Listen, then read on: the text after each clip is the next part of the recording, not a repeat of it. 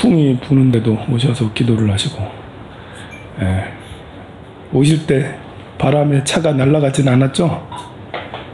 예. 별로 바람이 안 불더라고요.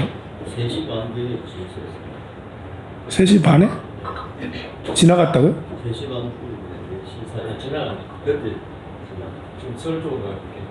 아, 별로 모르겠던데? 제가 그때 비하고 아, 그럼 거사님 차는 날아갔어요?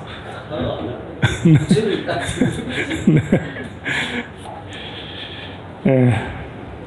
우리가 위험에 처해 있을 때든 아니면 평상시든 항상 나무 지장보살, 관음보살 이렇게 하면 마음이 금방 평정해지고 이 지혜가 샘솟아요. 어려운 일이 있을 때 그렇게 늘 붙여진 명호를 외우시기를 바랍니다. 오늘은 해월 해명 스님, 경어 스님의 3대 제자라고 그러죠. 망공 스님, 해월 스님, 수월 스님. 이렇게 수월 스님은 그 종적 자취를 참 이렇게 찾기 어렵고 신비롭게 살으셔서 참 뒷길을 보기가 어려운데, 해월 스님은 그래도 절에 이렇게 계속 오래 계셔서 해월 스님 이야기들은 좀 남아 있습니다. 해월 스님은 꾸밈없는 천진과 무심도인의 행으로 유명해요. 굉장히 천진하셨다고 그래요. 권리먹고 천진한 언행으로 머무는 곳마다 수행자들에게 큰 감화를 주는 수많은 일화를 남기셨다고 합니다. 그래서 누구나 진심으로 따르고 그랬대요. 이 스님께서는 사람의 입에서 나오는 말은 무엇이든지 다 믿어버렸대요. 그냥 다 믿었대요. 사람들이 얘기하면. 그래서 그 자체가 천진불이셨다라고. 한 번도 남에게 거짓말을 한 적이 없으시다라고 합니다. 거짓말이란 낱말조차도 모를 만큼 그렇게 거짓이 없으셨던 순수했던 무구의 스님이셨습니다. 어린 나이에 덕숭상 정회사로 출가를 하셨어요. 그래서 지금 수덕사 방장 스님, 설정 스님 다시 산으로 돌아가겠다라고 했는데 그 산이 덕숭산이고 정회사, 수덕사 위에 쭉 올라가면 선방이 있는데 정회사예요. 글로 출가했어요. 거기서 절에서 밥을 짓는 공양주 노릇을 오랫동안 했대요. 근데 공양주 노릇을 오랫동안 했는데 글을 또 안 가르쳐가지고 지금도 그 스님 계신지 모르겠는데 그 보리 스님이라고 아주 어렸을 때 출가했는데 글을 안 가르쳤어요. 문맹의 문맹 스님이. 이게 이제 이렇게 참 왜 글을 안 가르치냐, 바로 이 해월 스님 같은 환상이 있잖아요. 아무것도 가르치지 않으면 하얗게 정말 때없는 천진불이 될 거다 라는 그런 믿음에서 그랬는지 하나도 가르치지 않은 건데 나는 그것은 말도 안 된다고 생각해요. 해월 스님은 본성 자체가 조금 이제 그런 거짓 없는 이런 무구의 그런 게 있었다고, 개인적인 성품하고도 관계가 있는 거지 안 가르친다. 저는 이제 출가해서 바로 선방에 갔는데 그것조차 지금 생각해 보면 나중에죠, 지금이 아니라 나중에 생각해 보니까 내가 출가하자마자 바로 선방에 간 것은 바람직한 것 같지 않다. 이렇게 교학을 체계적으로 쭉 배우고 또 유학을 체계적으로, 교와 유를 체계적으로 한 10년 정도 배워서 20대 후반이나 30대 초반이나 이렇게 선방에 들어가서 정진하는 게 차라리 더 맞지 않나, 이런 생각을 많이 해요. 교와 율이 잘 이렇게 몸과 마음에 좋게 하면 좋은 말씀은 또 선정과 다르지 않아서 좋은 말씀을 듣고 마음이 밝아지고 고요해지고 편안해지잖아요. 거기서 업장이 또 많이 높거든요. 그러니까 무조건 참선한다고 선방에 들어가서 그 20살 때부터 다녔는데 잘 못한 것 같아. 이런 생각이 좀 많이 들어요.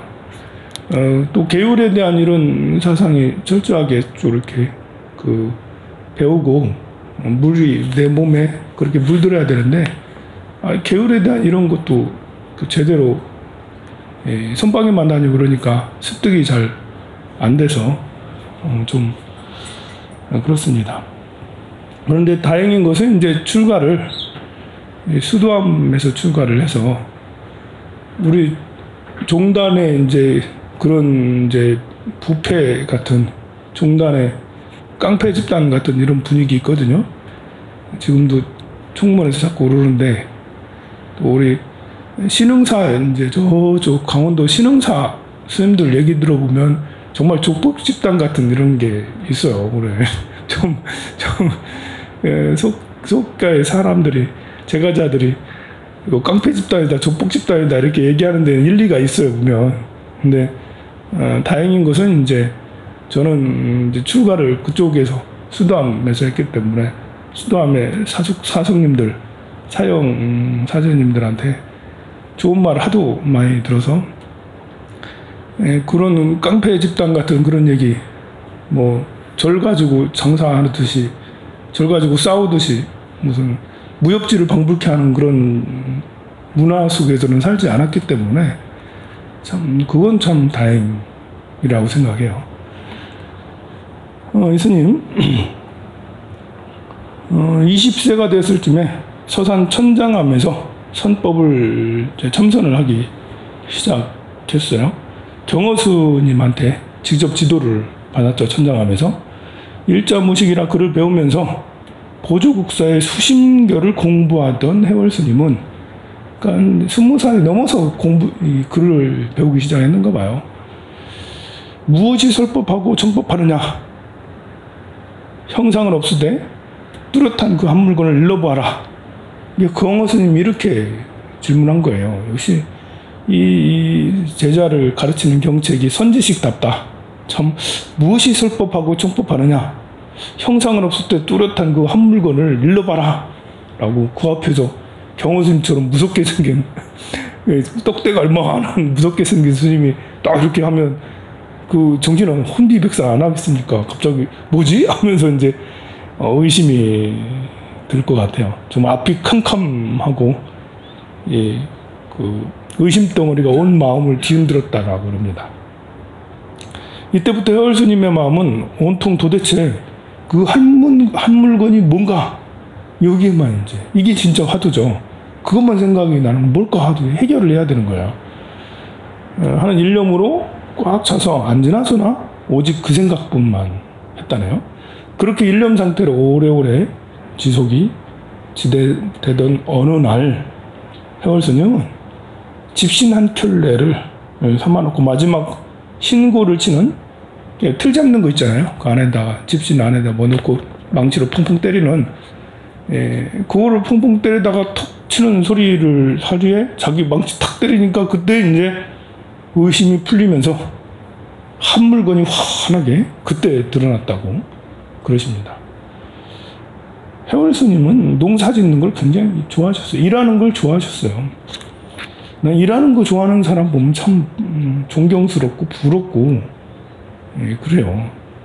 나는 이제 그 사성제 중에 고성제, 고집멸성제가 있잖아요.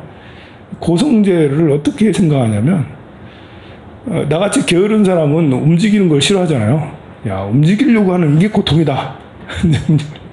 그냥 가만히 누워있거나 가만히 이제 앉아있거나 이렇게 하면 참 편안하잖아요. 그런데 움직이려고 그 상태에서 움직이려고 하면 움직이기 싫잖아. 이 모든 생명은 움직이려고 하는 것도 있지만 그 편안하려고 하는 것도 있거든요. 편안하려고 하는 그거에서 일을 하는 뭐 청소를 하거나 뭐 이렇게 그 밭일을 하거나 아니면 다른 노동을 하는 그렇게 하려고 할 때 잘 되지 않는 하기 싫은 이것도 고통이다. 고성제 가장 밑바탕이 되는 게으름에서 나오는 고성제다라고 생각을 합니다. 그리고 사람이 그 어떠한 한 가지 생각에 젖어 있을 때, 보수적일 때, 예를 들면 보수적일 때 박근혜파야, 이제 박근혜가 훌륭해 라고 생각했는데 갑자기 박근혜가 아니래. 무슨 소리, 이만큼 훌륭한 처자가 어딨냐, 나라를 살릴 사람은 오로지 박근혜다, 이렇게 생각하는데 또 다른 사람이 또 아니래. 이렇게 계속 자기 그 사고를 바꾸지 않는 것도 이게 이 고통을 두려워하는 거죠. 이제 고통을 두려워하는 거야. 변해야 되는 거잖아. 아닌 거라고 이렇게 듣고 하면 의심을 한 번씩 해보고 한번 찾아보기도 해야 되는데 그러지 않고 변하기 싫어서 이게 이제 대표적인 게으름의 한 유형 중에 하나죠. 이제 시기의 괴로움. 그것도 역시 고성제 중에 하나라고 봅니다. 근데 정말 스님은 하루 종일 일만 하시고 굉장히 부지런하셨어요. 경허 스님을 찾아갔어요. 의심이 탁 풀렸잖아요. 찾아가서 이유를 경허 스님 찾아가니까 경허 스님 딱 알아봐. 제가 달라졌구나 하면서 이제 그래서 경허 스님께서 목전에 고명한 한 물건이 무엇인고라고 질문을 딱 했어요.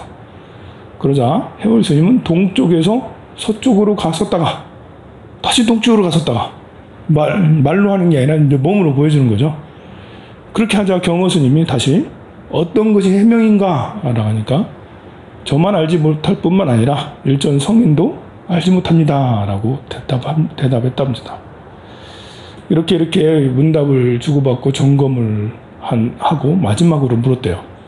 참선은 무엇하라는가 했더니 연못에는 고기가 뛰고 있습니다 라고 대답했습니다.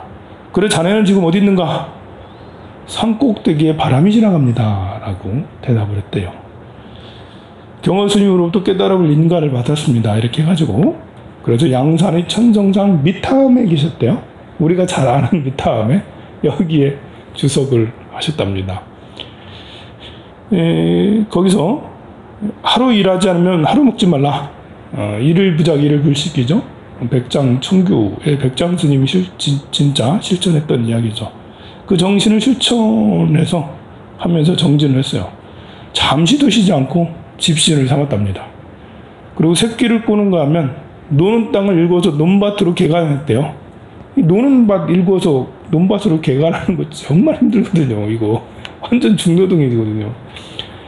그래서 당시 불모지를 개간하는 해월 스님하고 이렇게 하는 해월 스님하고 어제 했던 용성 스님하고 망공 스님하고 이 세 사람을 당시에 일제시대죠. 당시에 3대 걸승이다 라고 3대 신승으로 유명했습니다.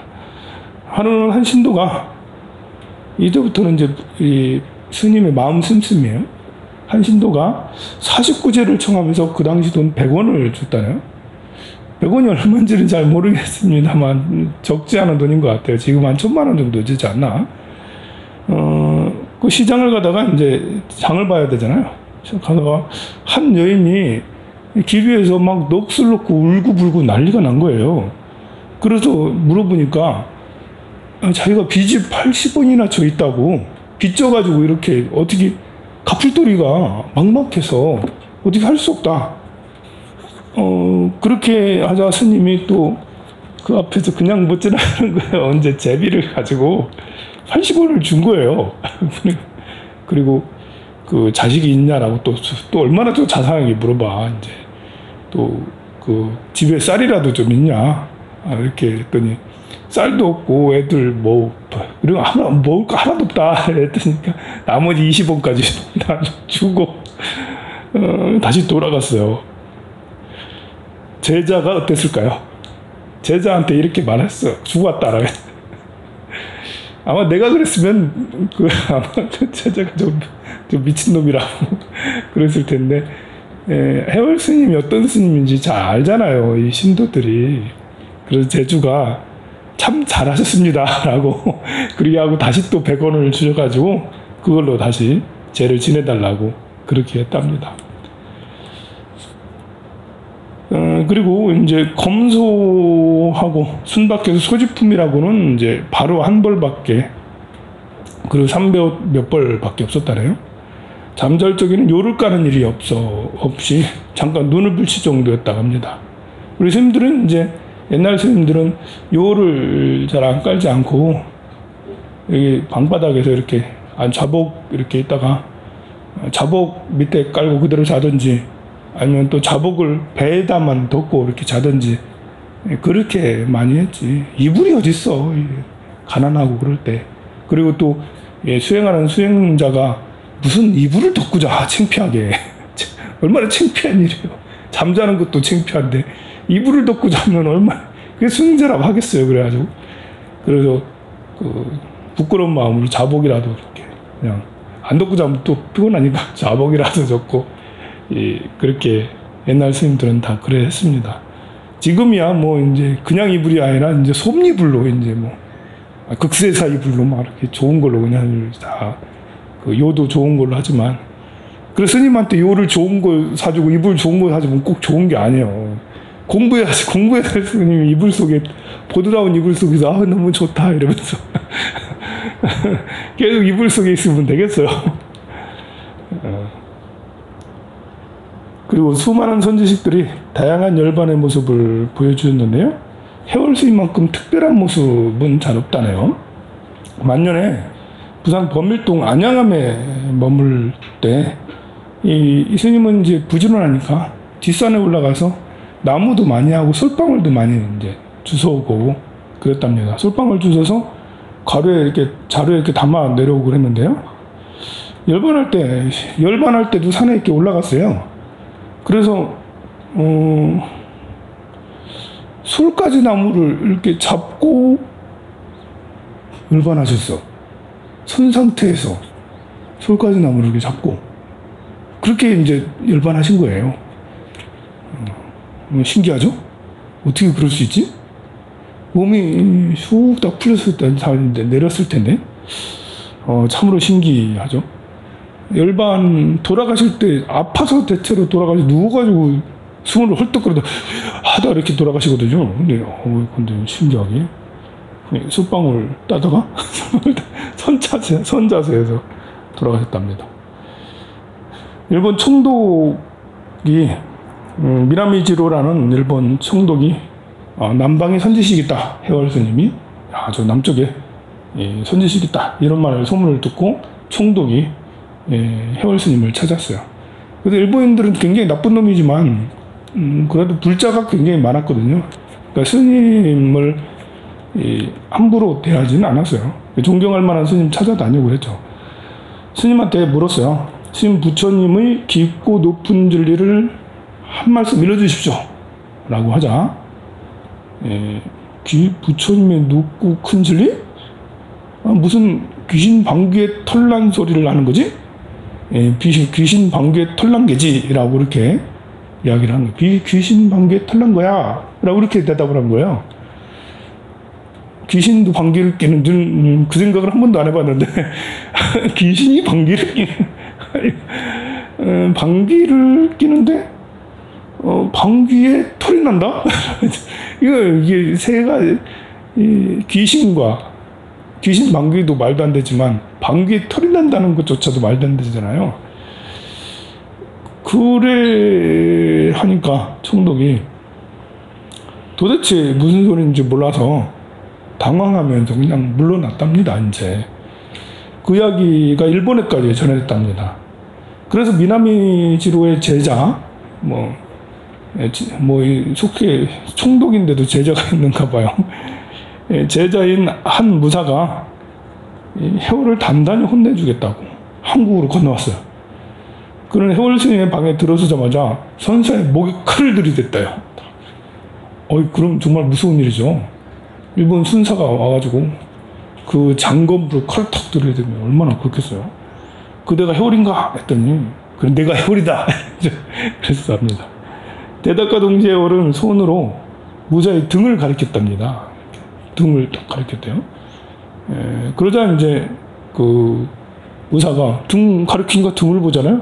벌떡 일어나서 내 칼을 받아라 하며 등을 짝을 팍 쳤대요. 해월 스님 정말 천진해서 그런지 정말 공부가 많이 돼서 그런지 이렇게 칼도 무서워하지 않고 그 즉시에 직위를 발휘를 하셨어요. 해월 스님이 정회사 있을 때인데요. 한 번은 도둑이 들었답니다. 양식으로 저 지게에 딱 이렇게 지고 가려고 하는데 가마니가 너무 무거워가지고 이렇게 잘 못 일어나는 거예요. 예, 그때 누군가에게 뒤에 지게쯤을 들어주는 거예요. 그랬더니 놀란 도둑이 이렇게 뒤돌아보니까 스님이래. 해월 스님이 웃으면서 아무 소리 하지 말고 조용히 가라고. 조용히 가라고 하면서 양식이 떨어지면 다시 오라고. 얼마나 힘들면 도둑질을 하겠냐면서 조용히 가라고 하면서 떨어지면 다시 한번 오라고 그렇게 하셨다라는 게 해월 스님입니다. 오늘날에 이런 스님이 왜 없을까? 참 이런 스님이 다시 나타나면 좋겠다. 또 이런 스님의 말씀이 우리 불자들 사이에 회자되고 참 존경할 만한 스님이다. 이렇게 이런 말씀이 많이 이제 이렇게 회자돼야 되는데 여러분들 처음 들어봤죠? 해월 스님 이야기 처음 들어봤을 거예요. 그런 게 참 안타깝습니다. 성불하십시오.